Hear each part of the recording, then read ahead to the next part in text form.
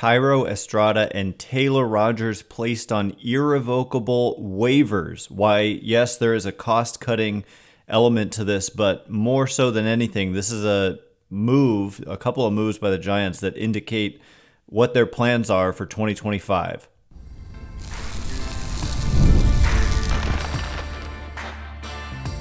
You are Locked On Giants, your daily San Francisco Giants podcast.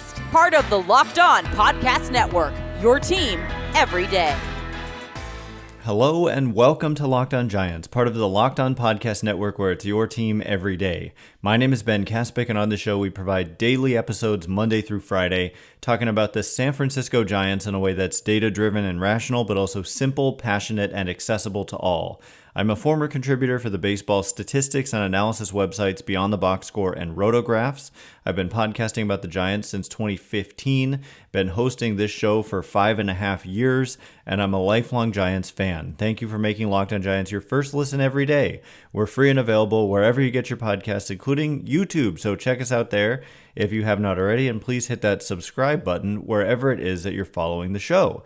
Today's episode is brought to you by Game Time. Download the Game Time app, create an account, and use code LOCKEDONMLB for $20 off your first purchase. Terms apply. Download Game Time today. What time is it?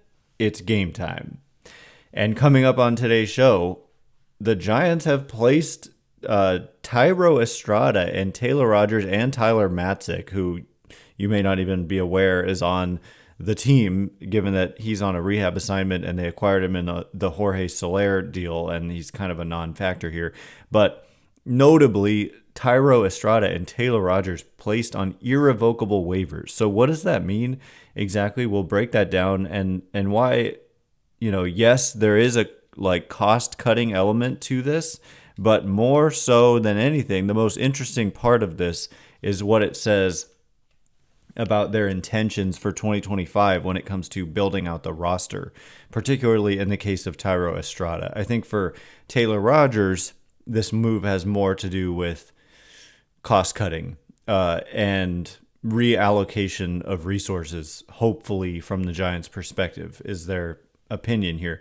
But anyway, so irrevocable waivers basically means that these players are just out there exposed, and every single team can make any team can make a claim on any one of these three players: Estrada, Rogers, and Matzik. And the way it works is that it's in reverse order of current winning percentage.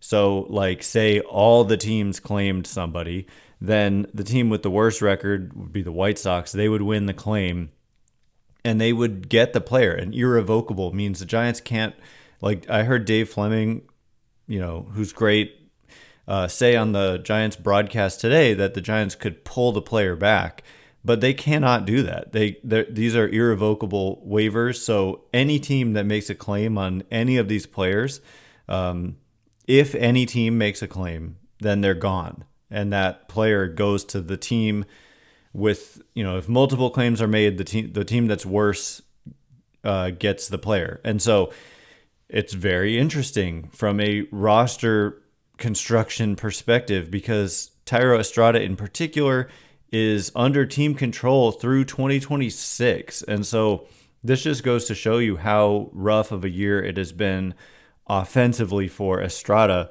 who his walk rate is 2.6%, which is probably the lowest in the sport. Minimum, he's had 380 plate appearances. We will look and see where some of these numbers rank. I mean, the numbers have been abysmal offensively, but he's maintained excellent defense. Last year put up a 3.5 Fangraphs WAR season, which is very good. And the year before that, 2.8 Fangraphs wins above replacement. And this year, just half a Fangraph win above replacement in, like I said, this was 378 plate appearances coming into today's game. So it's just been that bad of a year. Offensively, his chase rates have kind of trended in the wrong direction every year since joining the Giants. In 52 2 games in 2021, he swung at 30% of pitches out of the zone. In the last couple of years, he's swinging at 40% of pitches out of the zone. So chasing has just become a big issue with Estrada. But what's important to keep in mind here is that he is on an arbitration salary. So those are kind of artificially low, or not artificially, but like those are just lower than market value salaries generally. Otherwise, players get non-tendered. And so this clearly indicates that the Giants were planning on non-tendering Thairo Estrada because they're willing to give him away for nothing, which is essentially what non-tendering a player does. You're releasing them into free agency with no compensation. And so if you are planning on doing that anyway, it makes sense to place the player on waivers here if you're not in contention. And so this is also a waving of the white flag, although it's not like Estrada is providing much value at the present moment. And this really could be a time when they give that spot to like Marco Luciano and just let him play every day at second base, which I think a lot of people would say they should have done a while ago. But Estrada is making just $4.7 million this season. And so he would cost a claiming team somewhere in the neighborhood of $810,000 for the remainder of the season because it's prorated. The Giants have already paid basically 5/6 of the salary. And so a claiming team would just have to pay $800,000 for Thairo Estrada. They would, the claim would be the waiver process will be over by, I think, tomorrow, the 30th of August. And so that then if Rogers or Estrada or Matzik is claimed, then the claiming team would be able to have that player on their postseason roster. And so there is a solid chance that Thairo Estrada gets claimed, and in which case, like I said, irrevocable, he would be gone and would go to whatever team has the worst winning percentage among any claiming team. And so $4.7 million salary equates to $810,000 roughly this season. And that team could also non-tender him in the offseason. So it's a very low-risk move to get a player who, at the very least, provides you with some speed and some really good defense and has been a solid bat. I mean, in his Giants career, not counting today's game, he has been a little bit below average. That's how bad this season has been because the 3 years prior, he was never once below average. He was about 5% above average overall in his Giants career coming into this season, and this season has been so bad that now he's been about 5% below average overall in his Giants career. And so, like I said, it means that they were planning to non-tender Estrada anyway, and it also, there's also other ramifications, does this mean that they are planning to tender a contract to Mike Yastrzemski, who's someone we've talked about as being a non-tender candidate? Because if they are, it could also mean that they don't have someone in the outfield that they want to give that playing time to down the stretch, whereas Marco Luciano is deserving of that opportunity. So it doesn't necessarily mean that about a Mike Yastrzemski, but it does mean that about Thairo Estrada. And so anyway, I just want to quickly look. Minimum, he's had 380 or coming into today, 378 plate appearances. So if we just set the minimum to 350 plate appearances and look at the worst weighted runs created plus numbers in the league, Estrada is second worst at 66. And in terms of on-base percentage, he is worst, dead last. This is coming into today, and then today he went 0 for 3. So the numbers went down. Worst on-base percentage in baseball at 249, and the walk rate at 2.6 is the lowest in baseball. So, yeah, I mean, but for $810,000, there's definitely a chance he could be claimed based on past track record and based on how he's still been a good defender at second base and can at the very least provide some kind of a veteran presence for some playoff hopeful team that has a need at that spot. So anyway, we'll talk more about this, get into Taylor Rogers and Tyler Matzik and what it means about 2025, because there is a big kind of underlying message being sent here that we have to interpret, and we'll get into it in just a minute. And before we do, today's episode of Locked on Giants is brought to you in part by Liquid IV. Liquid IV is my absolute favorite thing to drink right now. Get hydrated with electrolytes like me, essential vitamins, and clinically tested nutrients from the #1 powdered hydration brand in America, because baseball and summer go together like liquid IV and indulgent hydration. If you're watching on YouTube, you can see I've got 2 different flavors here right in front of me. There are many benefits to drinking liquid IV, like staying hydrated while traveling, going to summer festivals, or after a night out. Blast off with the iconic summer flavor of popsicle firecracker, which is delicious. I just had it for the first time today. A festive blend of citrus-fueled lemon, lime, tart cherry, and raspberry flavors. One of my personal favorites, or actually currently my favorite, I've got it right here, is watermelon. I'm going to take a sip on camera. It's delicious. Tear, pour, live more. 1 stick and 16 ounces of water hydrates better than water alone. Always non-GMO, vegan, gluten-free, dairy-free, and soy-free. No more thirsty summers when you indulge in hydration with Liquid IV. Get 20% off your first order of Liquid IV when you go to liquidiv.com and use code MLB at checkout. That's 20% off your first order when you shop Better Hydration today using promo code MLB at liquidiv.com. Today's episode is also brought to you in part by Game Time. I love going to all kinds of events in the summer. Giants games on the road, concerts, music, theater, comedy. I've done it all, and buying tickets is sometimes like the least fun part about it, but that all changed for me when I started using Game Time. With Game Time, all of the things that used to be a problem are no longer a problem, like panoramic images from my seat, which if I'm going to a venue I've never been to before is a game changer. And also their lowest price guarantee means I can rest easy knowing that if I find tickets in the same section and row for less, Game Time will credit me not just 100%, but 110% of the difference. So take the guesswork out of buying tickets with Game Time, and download the Game Time app today, create an account, and use code LOCKEDONMLB for $20 off your first purchase. Terms apply. Again, create an account and redeem code LOCKEDONMLB for $20 off. Download Game Time today. What time is it? Game time.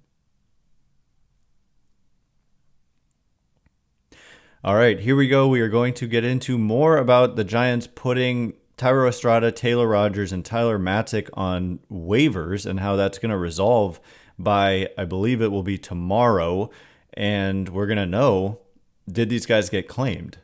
There's a financial element that we haven't gotten into, and there's also a roster construction element for 2025 that we haven't fully gotten into that I'm going to explain next. Thanks again for making Locked on Giants your first listen every day. For your second listen, enjoy the Locked on MLB podcast. Host Paul Sullivan, a.k.a. Sully, is here daily to provide national expertise with his trademark humor to help you get ready for the MLB playoffs here in the dog days of summer. Prepare for the fall classic with Sully, who has it all covered every single day on Locked on MLB, available on YouTube or wherever you get your podcasts, part of the Locked on Podcast Network, your team every day. And so just one of the things I want to say here is that the other day we were doing a mailbag episode and there was a question about the Giants filling holes through free agency. Like, which free agents out there should the Giants target to fill holes? And I made the point that they're not really a team that has quote unquote holes on their roster. I don't like that term for the Giants right now. I think that what you have is like, and it's reflected in their record, right? Their record is 500, which means average. I know they're one game under, but currently it's impossible to be 500 because they've played an odd number of games. And so they'll probably win against the Marlins and be back at 500 tomorrow. And so they're not a team that's full of holes. They're a team that's in need of upgrades at spots where they have like competent yet not impactful players. And Thairo Estrada is one of those guys. And so I mentioned him. I mentioned Lamont Wade at first. I mentioned Mike Yastrzemski and right, just possible spots where they could afford to upgrade. And this placing of Estrada on waivers indicates that that is a position where they intend to upgrade in the offseason. And when I look at the free agent class, we went through it and, it was apparent that there's really one true impact player in Juan Soto. And we all know it's very unlikely, very, very unlikely that Juan Soto is going to end up on the Giants. Like many of you don't even want me to mention his name, and I understand it. But when we look at, okay, so who, the Giants are very active typically in the offseason. They do make a lot of free agent signings typically. They committed more money than any team but the Dodgers this past offseason. And the motivation should be very high to get to the playoffs. And I understand the frustration. I'm very frustrated myself, as I said, a lifelong fan. I mean, I'm not having fun watching them miss the playoffs every year either. And so I get all that. I get the frustration, trust me. But when I look at who's out there in free agency and we look at where could they possibly upgrade, I look at someone like a Ha-Seong Kim. And I look at basically middle infield, and I'm looking at middle infield now, especially because of this move to place Estrada on waivers. Because even if he doesn't get claimed, and again, I think there's a pretty good chance he does given the low cost, but the performance offensively has been so bad, there's definitely a chance he doesn't get claimed, in which case he would just stay on the Giants. They could designate him for assignment, like they could do that. And maybe they would if he doesn't get claimed. But the point is the free agent class has some interesting middle infielders is what I'm trying to say. And that includes Gleyber Torres, that includes Willy Adames, and it includes Ha-Seong Kim. And I think those are kind of the quote-unquote prizes of the middle infield class. And importantly, significantly, none of those players are like superstar players. Not that that's a good thing, that, I'm saying you're not going to get a superstar player. But what I think they are players who are attainable. Because, these guys who command $300 million deals, it's just hard to basically they have their choice of teams when it comes down to it. Whereas when you've got, first of all, Ha-Seong Kim is best friends with Jung Hoo Lee. He's played for Bob Melvin and loved playing for Bob Melvin. I know there's a significant amount of people out there who don't want Bob Melvin managing the Giants anymore, but assuming he is, I think what's important, the point I'm trying to make is these players seem attainable to me. I think Ha-Seong Kim is attainable. I think that Willy Adames is potentially attainable. And so it gives the Giants options outside of Juan Soto and the long shot that he represents to come to land these free agents. And so you look at a guy like Kim, and he's just exceptionally selective. I mean, we talked about Estrada's chase rate being about 40%. Kim is consistently in the low 20s. And so, the Giants really emphasize and want their team to be about, grinders and players who don't chase. And Estrada, as good as he was, and it wasn't like great, like I've said, it's not impact production, but it's like solid major league caliber production until this year. The chasing is not what you're looking for. And so Kim is like the antithesis of that and is excellent defensively. And so could you play, Kim has played a little bit of second base. He's played primarily shortstop, but we've talked about Tyler Fitzgerald. And so could you slide Tyler Fitzgerald over to second base in this scenario? I think, of course, you could. Tyler Fitzgerald has played, I'm assuming, I'm trying to remember, but I should just pull it up. Of course, I write Tyler Fitz, and it's not showing up on Fangraphs. I have to write the whole name before it shows up.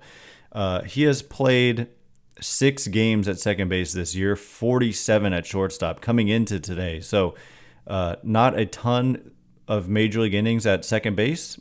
And in the minor leagues, I'm not quickly able to see, but the returns in a small sample were that he was effective at second base. And so, I don't know. It just opens up a whole other segment of the market that if you're committed to Estrada and Fitzgerald or something, that you're kind of closed off from. And so what this means is they're opening up themselves to this new free agent segment of the market that, in my opinion, contains 3 attainable players. I would say most likely Ha-Seong Kim or Willy Adames. And part of what's significant about these 3 players, Gleyber Torres, Ha-Seong Kim, and Willy Adames, is their age. Ha-Seong Kim is just 28. He's going to turn 29 in October, and that is relatively young for a player who's going to be a free agent. There is a mutual option. I don't think it gets picked up. It's I need to see, but mutual options almost never get picked up, and I really doubt that he picks that up. It's an $8 million mutual option. Yeah, there's no chance that like Ha-Seong Kim is going to reject his end of that mutual option and hit the free agent market. And for Willy Adames, he's 28 and turns 29 in a few days on September 2nd. And for Gleyber Torres, who's also not having himself a great season, by the way, he is 27 and doesn't turn 28 until December. And so we're talking about 2 29-year-olds and a 28-year-old, and that's young for free agency. And so I think Adames and Kim in particular stand out as now potential players who could end up on the Giants, in my opinion. And the putting of Thairo Estrada on irrevocable waivers here is what indicates that to me. So coming up in just a minute, we'll get into the other players, Taylor Rogers and Tyler Matzik, the odds of them getting claimed, why the Giants put them on waivers, what it means, and if it has 2025 implications as well. We'll get into all of that in just a minute. And before we do,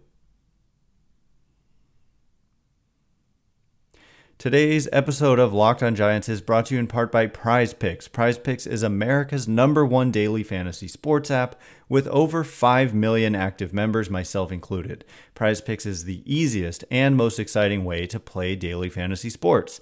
Unlike other apps, on Prize Picks, it's just you against the numbers. All you do is pick more or less on 2 to 6 player stat projections and watch the winnings roll in.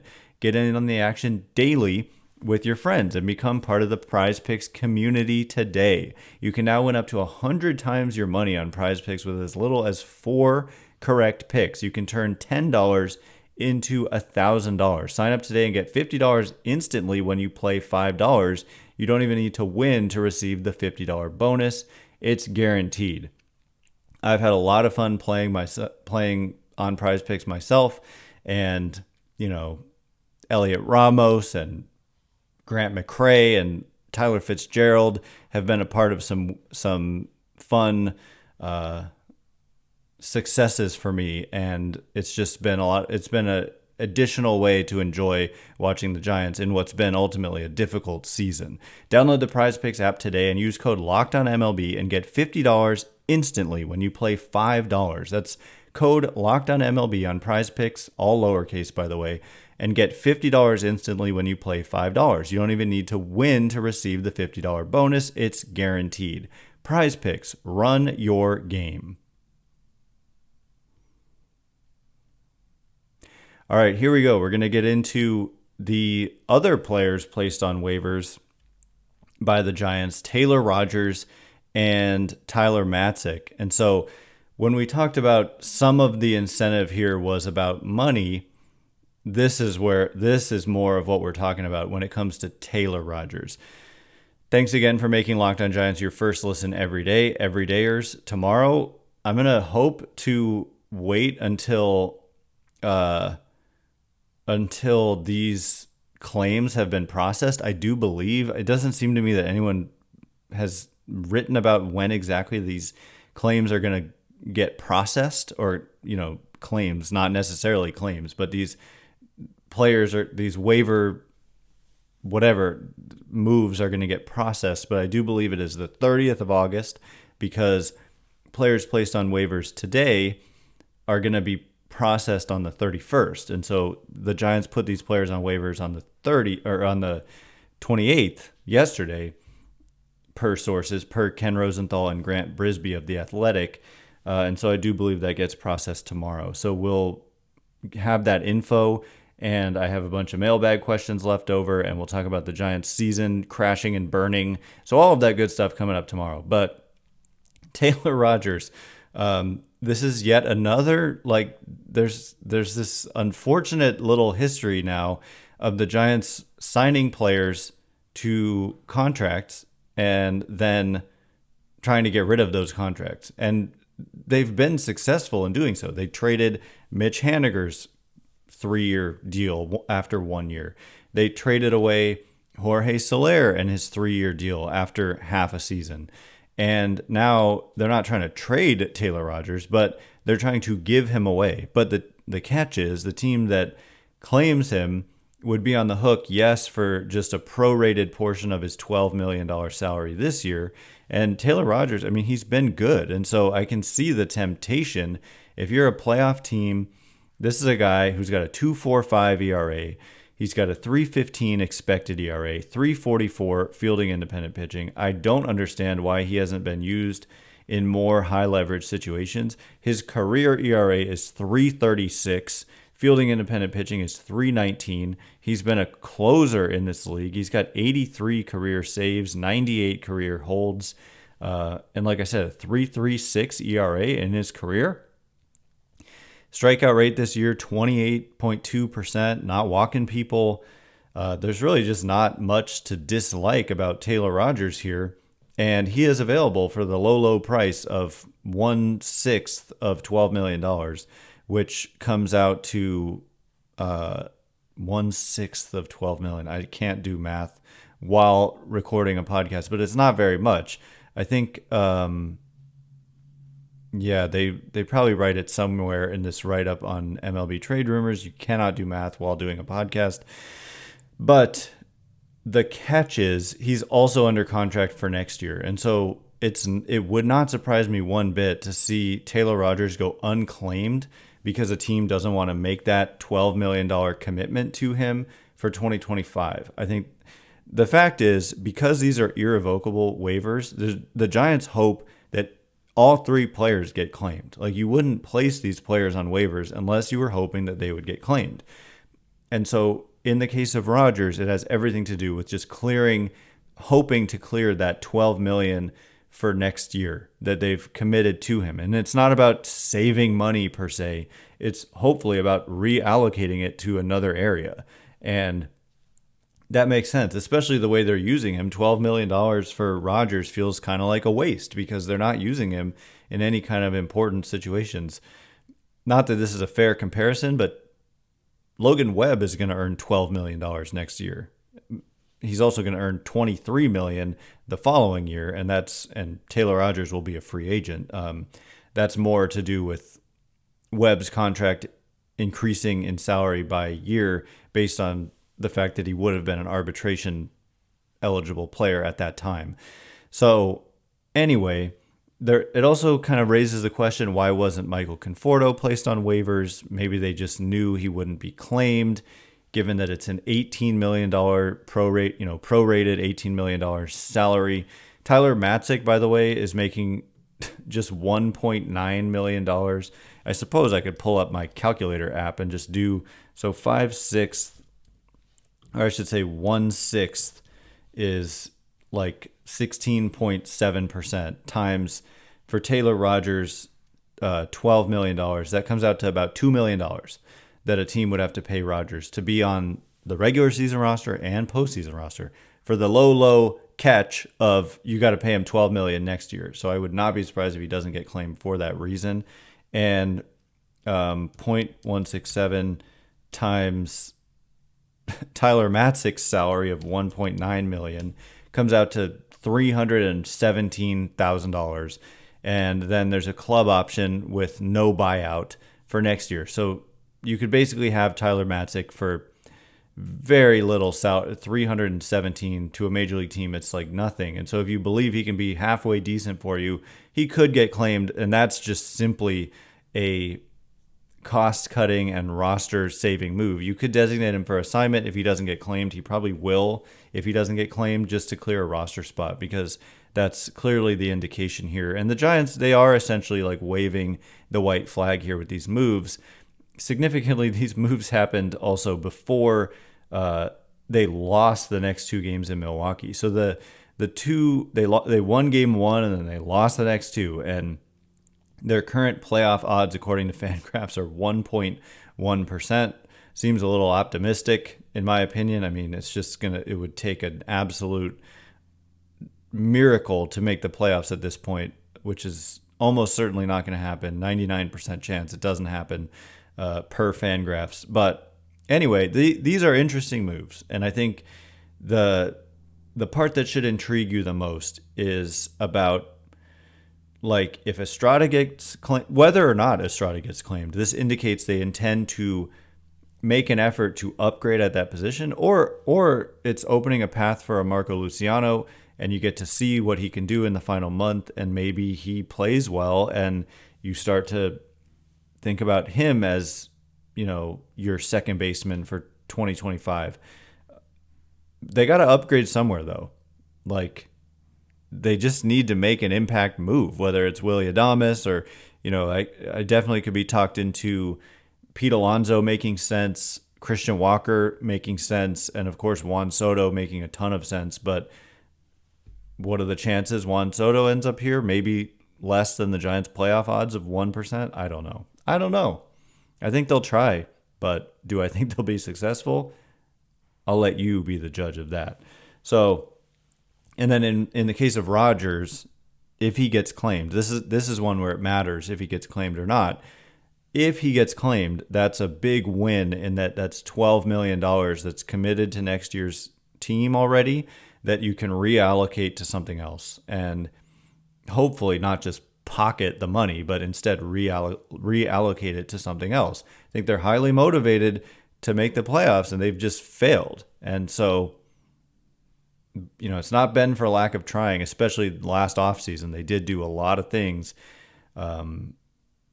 So, yeah, it's going to be very interesting to see how these claims, or, I keep calling them claims. They won't necessarily be claimed, in which case they just stay on the team. They could be designated for assignment, but then the Giants will be on the hook for the remainder of their salary, which doesn't matter as much in the case of players only under control or only under a guaranteed contract for 1 year, like Estrada and Matzek. And I'm talking guaranteed salary. Estrada still has 2 more years of arbitration eligibility, but you don't want to DFA a Taylor Rodgers because you'd simply have to pay him the money anyway. You might as well just keep him around, even if he's a low leverage guy. Try to trade him in the offseason. DFAing him wouldn't make sense. Anyway, that is all the time we have for today.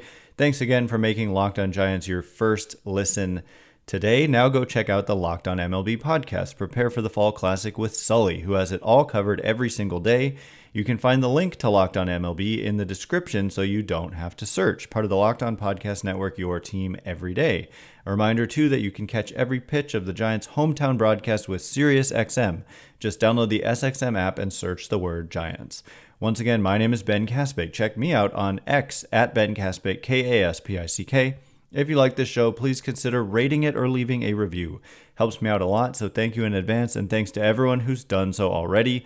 I can't wait to be with you again tomorrow. Fascinating things going on right now with Estrada and Rodgers and kind of with Matzek. So we'll break it down for you tomorrow. Thanks again for listening. You are now Locked On Giants.